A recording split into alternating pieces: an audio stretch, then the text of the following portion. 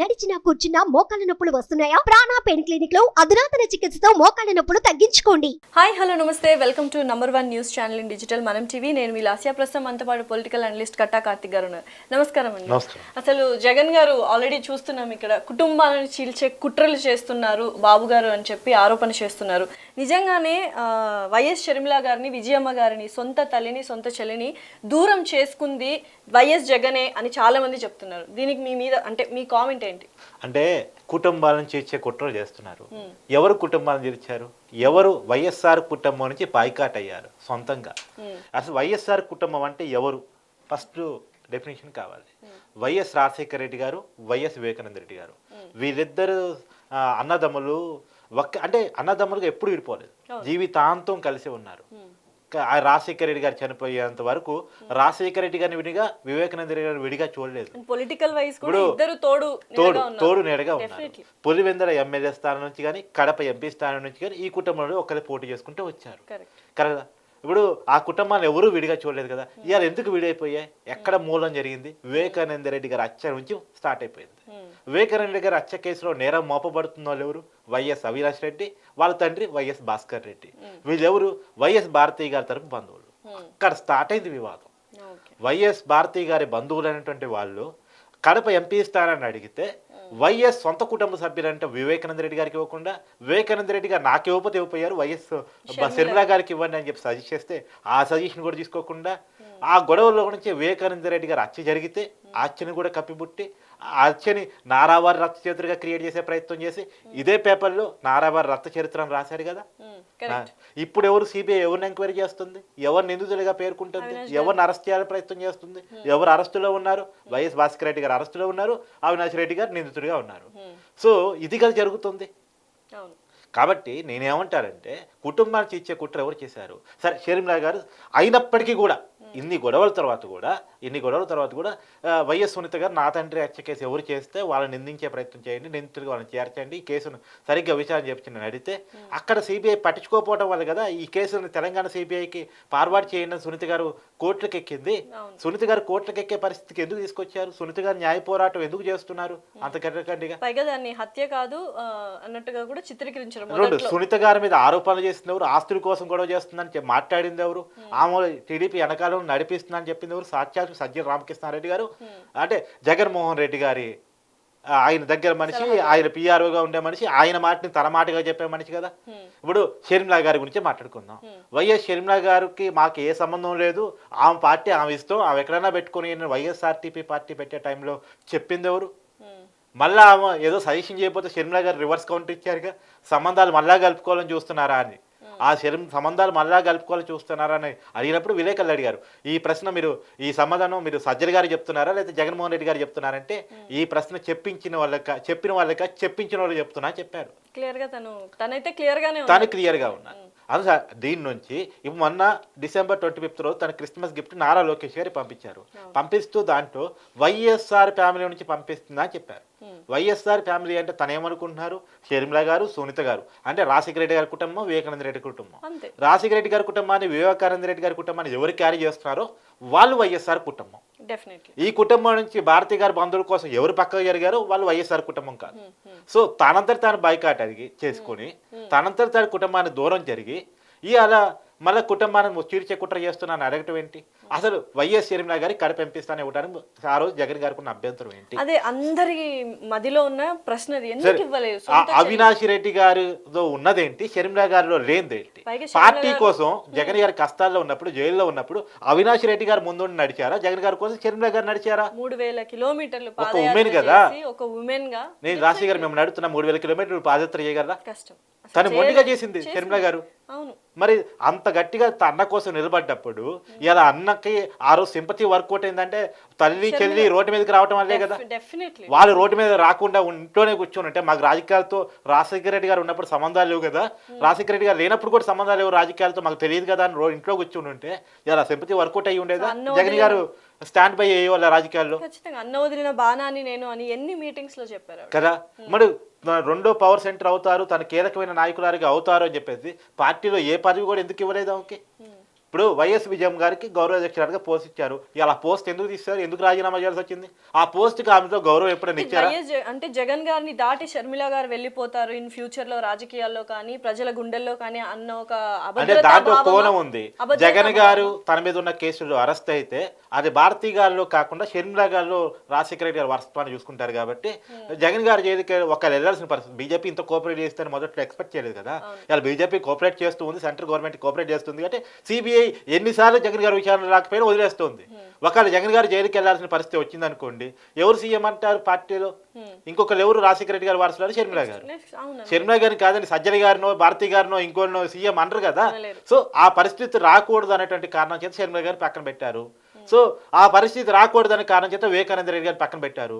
YS Vivekananda Reddy గారు షర్మిల గారు కనపడితే జగన్ గారు కానప్పుడు, జగన్ గారు జైలుకి వెళ్ళాల్సి వచ్చినప్పుడు వీళ్ళు కనపడతారు మెయిన్ ప్లేస్. సో వీళ్ళు కనపడకూడదని వివేకానంద రెడ్డి గారిని లేపేశారు, తర్వాత షర్మిల గారిని పక్కన పడేశారు. సో ఇదంతా చేసి ఇంత కుట్ర చేసి మళ్ళీ కుటుంబాలు చేసే కుట్ర చేశారంటే బాబు గారు అసలు ఇన్వాల్వ్మెంటే లేదు, చంద్రబాబు నాయుడు గారు ఇన్వాల్వ్మెంటే లేదు ఇటువంటివి ఈ కుటుంబ కలహాల మధ్యలో అని అయితే మీరు ఎంతవరకు చెప్తారు? అంటే ఆయన కలహాలు ఉండటం పక్కన పెడితే తన పాత్ర గురించి తన క్లారిటీ ఇచ్చుకోవాలంటాను నేను. ఇప్పుడు వేరే వాళ్ళ పాత్ర గురించి నిందించడం, ఇప్పుడు నారావారి చరిత్ర వివేకానంద రెడ్డి గారి మీద కేసు రాశారు. ఎందుకు చంద్రబాబు గారి మీద సిబిఐ ఇంతవరకు ఒక నోటీస్ కూడా పంపలేదు? సిబిఐ చెప్తుందా ఇది చంద్రబాబు గారు చేసిపించిన హత్య కాదు, ఆయనకి ఏ సంబంధం లేదు, ఇది అవినాష్ రెడ్డి గారు భాస్కర్ రెడ్డి గారు చేపించిన హత్య అని చెప్పేసి గూగుల్ టేక్అవుట్ అనేటువంటి ఒక సాఫ్ట్వేర్ ఐడియాలజీని కూడా పట్టుకొని టెక్నాలజీని కూడా చూపించి మరి వాళ్ళ ఆధారాలతో సుప్రీంకోర్టులో కేసు వేశారు. కాకపోతే ఈయన గారికి మన కేంద్ర ప్రభుత్వం అండదండల వల్ల రకరకాల కారణాల వల్ల ఈ కేసు ముందుకు జరగట్లేదు. కానీ నేనేమంటున్నా, సునీత గారు న్యాయ పోరాటం కాకపోతే కనీసం రాజకీయ పోరాటం, ప్రజా పోరాటం చేయాలని చూస్తున్నారు. సో ఏదేమైనా ఈ కుటుంబం మొత్తం ఎందుకు జగన్ గారి మీద తిరగబడింది, కారణం ఎక్కడ జరిగింది, మూలం ఎక్కడుంది, ఆ మూలాలను గమనించుకున్న విమర్శ చేయడం వల్ల అర్థం లేదు అనేటువంటి నా వాదన. ఇక్కడ చూసినట్లయితే నిజంగానే మంచి చేయడం, పేదవాడికి తోడుగా నిలవడమే మీ బిడ్డకు తెలుసు. ఆ బిడ్డ వైఎస్ జగన్ గారే. ఓకే, అది రాయడం వల్ల బాబు అవినీతిలో భాగస్వామి కాబట్టి దత్తపుత్రుడు ప్రశ్నించడు. దత్తపుత్రుడు అంటే అగైన్ పవన్ కళ్యాణ్. సో ఇవన్నీ ఇటువంటి ఆ పొలిటికల్ స్టేట్మెంట్స్ వదిలేద్దామండి. ఇది మెయిన్ స్టేట్మెంట్ నేను తీసుకుంటుంది. అవన్నీ పొలిటికల్ స్టేట్మెంట్. సరే వాళ్ళు ఏం తిడతారు, ఆయన తిడతారు, అవన్నీ నేను కాదన్ను. అది పొలిటికల్ సహజంగా ఉండేది. దాంట్లో ఏది నిజమో ఏది అబద్ధమో ప్రజలు తేల్చుకుంటారు. ఇంకా 2 నెలలు ఎలా చూస్తున్నాయి ఈ స్టేట్మెంట్స్ కి వ్యాలిడిటీ ఎంత అనేది ప్రజలు తీర్పిచ్చేస్తారు. నేను కాదంటే, కానీ ఈ స్టేట్మెంట్ మాత్రం ఇవాళ షర్మిల గారు కాంగ్రెస్ లో చేరుతున్న వేళ ఈ స్టేట్మెంట్కి చాలా అర్థం ఉంది. ఇవాళ కాంగ్రెస్ పార్టీ, ఇప్పుడు టీడీపీ పార్టీలో షర్మిల గారు జారట్లేదు, లేదు జనసేన పార్టీలో షర్మిల గారు జారట్లేదు, ఆమె చేరుతుంది ఏపీలో ఈ రోజు ఎక్కడా లేనటువంటి పార్టీ. ఈ వైఎస్సీపీ పార్టీ పెట్టకని ముందు ఆ ఓట్ బ్యాంక్ ఏ పార్టీలో అవుతుందో కాంగ్రెస్ పార్టీలో, అంత మీరు చెప్పినట్టు రాజశేఖర్ రెడ్డి గారు ఉన్న పార్టీ, తన తండ్రి గారు ఉన్న పార్టీలో తను చేరుతున్నారు. సో ఇప్పుడు ఓట్ బ్యాంక్ అంతా మళ్ళీ అటు వెళ్లే ఛాన్సెస్ అయితే ముమ్మాటికి ఉన్నాయి. అందుకనే భయపడి ఇటువంటి ఒక స్టేట్మెంట్ పాస్ చేస్తున్నారు, మళ్ళీ మంత్రాలు జరుపుతున్నారు షర్మిల గారితో, అండ్ బెదిరింపులు జరుపుతున్నారు. అందితే కాళ్ళు, అందకపోతే జుట్టు అన్న అది మొదటి నుంచి ఉన్న లక్ష్యమే కదా వాళ్ళకి. సో ఇంకొకటి కూడా నేను క్లియర్గా 2 విషయాలు చెప్పదలుచుకున్నాను. ఒకటి, అందకపోతే జుట్టు, అందితే కాళ్ళు, అందకపోతే జుట్టు, అది ఒకటి. ఇంకోటి ఏంటంటే ఆర్కే గారు, ఆల రామకృష్ణారెడ్డి గారు. ఆల రామకృష్ణారెడ్డి గారు ఎవరు? జగన్ గారితో మొదటి నుంచి అండగా ఉన్నటువంటి వాళ్ళు. ఇవాళ ఆయన షర్మిల గారితో ట్రావెల్ చేస్తున్నారు.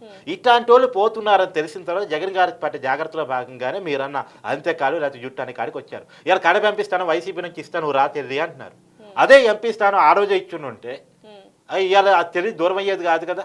ఇప్పుడు ఇంత వివాదాస్పదంగా అయితే మారేది కాదు ఖచ్చితంగా. ఇప్పుడు అందరినీ అక్కా చెల్లెలని పిలిచే జగన్ గారు సొంత చెల్లిని, సొంత అమ్మల విషయంలో ఎందుకు నిర్లక్ష్యం చేశారు? సొంత బాబాయ్ని ఎందుకు నిర్లక్ష్యం చేశారు? బాబాయ్ కుటుంబాన్ని ఎందుకు నిర్లక్ష్యం చేశారు? బయటకు వెళ్ళడం అందరూ చూశారు కదా. ఇప్పుడు మొన్న కూడా కేక్ తినిపించే గారి విషయంలో మొహం చూసుకునే విషయంలో విజయం గారు ఎంత ఆతృత పడుతున్న తల్లికి కొడుకు మీద ప్రేమ ఉంటుంది కదా. కొడుకు దూరం మొహం చాటేయటాన్ని అందరూ చూశారు కదా, వీడియో అందరూ చూశారు కదా. ఈ పరిస్థితిని క్రియేట్ చేసి ఈ పరిస్థితికి కారణమయ్యి నీ అంతటి నువ్వు కుటుంబం నుంచి బయటకు వచ్చేసి కుటుంబాన్ని దూరం చేసేసి కుటుంబాన్ని ఇబ్బంది పెట్టేసి మళ్ళా కుటుంబంలో కుట్ర చేశారు అని చెప్పేసి అంటూ అనేటువంటిది కరెక్ట్ కాదు, ప్రజలు గమనిస్తున్నారు. కరెక్ట్. ఇక్కడ ఇంకొక ప్రశ్న తలెత్తుంది, షర్మిల గారు ఇదే స్టాండ్ మీద ఉంటారా? ఎంతైనా సొంత అన్న కదా అన్న ఒక ధోరణి అండ్ రాజకీయాల్లో ఏమైనా జరగచ్చు అనే ఒక అదైతే ఉంది మనకు తెలుసు. అంటే నిజంగానే తను ఇదే స్టాండ్ మీద నిలబడతారా అన్న ప్రశ్న అందరి మధ్యలో ఉంది. దానికి మీ సమాధానం? సరే, ఆ సమాధానం తనే చెప్పుకోవాలి. తను ఎంతకాలం నిలబడతారా లేదా, లొంగిపోతారా, రాజీ పడతారా, భయపడతారా, లేదు అంటే వాళ్ళు ఇచ్చే ఏదన్నా రాజీ పడతారా అనేది తను తెలుసుకోవాలి ప్రశ్న. కానీ ఈ రోజు కొన్నటువంటి పరిస్థితి కారణాలు మాత్రమే నేను విశ్లేషించగలను. ఫ్యూచర్ చెప్పే జాతకుని కాదు నేను, కానీ రాజకీయ విశ్లేషకుని. ఈ రోజు జరుగుతున్నటువంటి పరిణామాలకి కారణాలు ఏంటి, వాస్తవాలు ఏంటో చెప్పే ప్రయత్నం చేస్తున్నాను. అయితే ఒకటి మాత్రం గమనించాలి, షర్మిల గారు మొండిది. సో అన్న వదిలేసినా సరే అన్న మీద ఫైట్ చేద్దాం తను అనుకోలే. అన్న మీద ఫైట్ చేశారా, మళ్ళీ అన్నే క్రియేట్ చేశాడు. ఆ సునీత గారి మీద వేసిన అబండాల వల్ల కావచ్చు, కుటుంబాన్ని పెట్టిన ఇబ్బందుల వల్ల కావచ్చు, షర్మిల గారికి ఇచ్చిన అంటే ఇప్పుడు కాదు అపోజిషన్ ఈ రోజు జగన్ గారు ఇచ్చిన సెక్యూరిటీ కాదు, చంద్రబాబు గారు అధికారం ఉన్నప్పుడు 2014లో విభజిత రాష్ట్రంలో చంద్రబాబు గారు అధికారంలో వచ్చినప్పటి నుంచి మాజీ సీఎం కుటుంబానికి ఇచ్చే సెక్యూరిటీ ఇచ్చే షర్మిల గారికి కొంత సెక్యూరిటీ ఇస్తే ఆ సెక్యూరిటీని కూడా జగన్ గారు తొలగించే ప్రయత్నం చేస్తే ఇన్ని ఇబ్బందులు పెడితే నేను అన్నని ఎందుకు చూడాలి? అన్నని నేను అంత ప్రేమగా చూసి నేను అన్న మీద డైరెక్ట్ ఫైట్ చేయడానికి కూడా ఇష్టం లేక నా సొంత ప్లాట్ఫామ్ తెలంగాణలో పెట్టుకుంటే నా సెక్యూరిటీని కూడా తీసేసే ప్రయత్నం చేశారు కదా, ఇంకా ఎందుకు నేను ఉపేక్షించాలని చెప్పేసి తనకు ఆ మైండ్ సెట్ రావడానికి కారకులైంది ఎవరు? జగన్ గారు. రెండోది, ఇవాళ షర్మిల గారిని రిక్వెస్ట్ చేస్తున్నారు కొంతమంది, మీరు ఏపీ రాజ్ది ఫేస్ వాల్యూ ఉన్న లీడర్గా మీరు ఎమర్జ్ అవుతారు, కాంగ్రెస్ పార్టీని మళ్ళీ బతికించుకుందాం, ఈ రోజుకి కాకపోయినా 2029 కాంగ్రెస్ పార్టీని బతికించుకుందాం అని చెప్పేసి రిక్వెస్ట్ చేసింది ఎవరు? ఆళ్ళ రామకృష్ణారెడ్డి గారు, పాదసారథి గారు, బాలినేని శ్రీనివాసరెడ్డి గారు. వీళ్ళంతా ఎవరు? రాజశేఖర రెడ్డి కుటుంబానికి మొదటి నుంచి వీర విధేయులు, జగన్ గారికి మొదటి నుంచి అండగా ఉన్నటువంటి వ్యక్తులు. వీరెవ్వరు టీడీపీ బ్యాచ్ కాదండి, వీళ్ళంతా టీడీపీ కోవట్లు కాదు, వీళ్ళంతా రాజశేఖర రెడ్డి గారి కోసం ప్రాణానికి ప్రాణం ఇచ్చే వ్యక్తులు.